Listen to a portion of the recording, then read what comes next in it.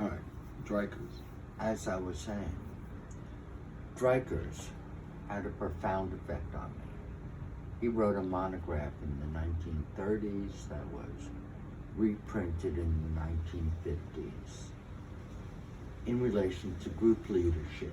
And he said that the group leader is a part of the group. He's not outside of the group. Right. He's not autocratic, which we see in most group therapists. Now, most people won't understand when you say autocratic. What does that mean?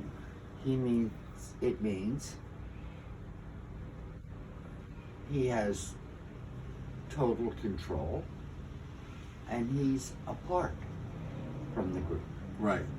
Like more of like definitely a very rigid container, like a box that sits there and Right. keeps everything in bounds, so to speak. Exactly. He was against that. Okay. And that sat with me.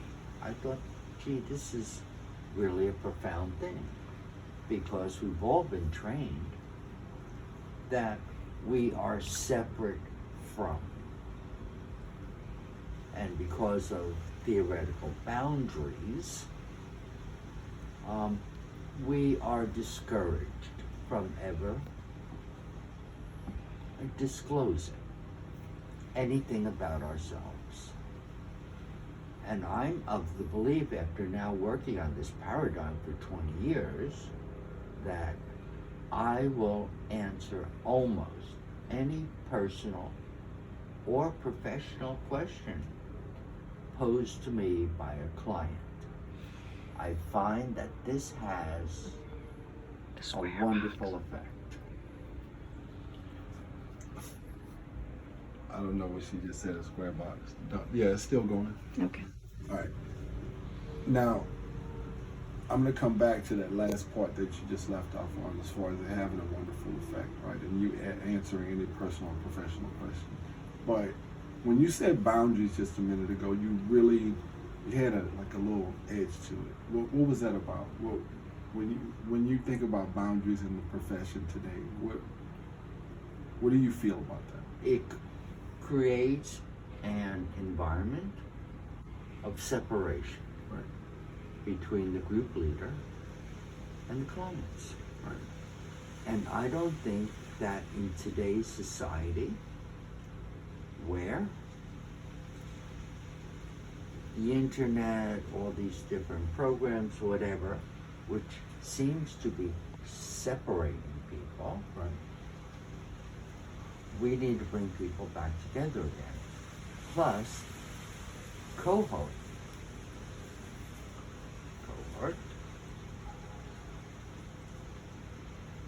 spoke about the corrective emotional experience. Right, and that's what we do in therapy. We provide them with corrective experiences.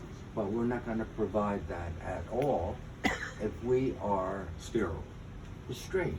Right. We are autocratic. For example, you may have had a father who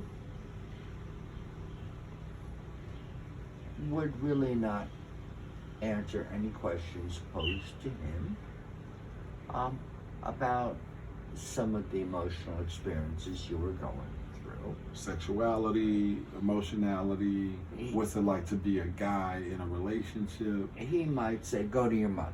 Which he did. Okay. Copy. Well, if a client poses that to me, I will tell him straight out Right. my experience. You've said something to me several times over the years, and that's been everyone needs a comparison. You're gonna need to flip that back around the other way, because like it started recording a certain way, and I don't know if the camera's gonna catch it. Is it? It's got both your faces in it. I know. I'll teach you about that later. Okay. Go right ahead. You keep going.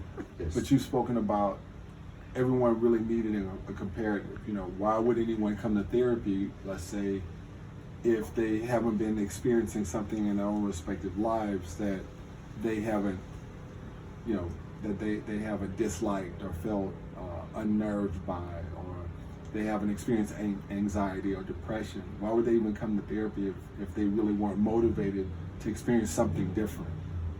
I think also for them to come to therapy to experience something different is because they know somewhere inside of themselves that there is something different. And that's where your paradigm that you've named Interactive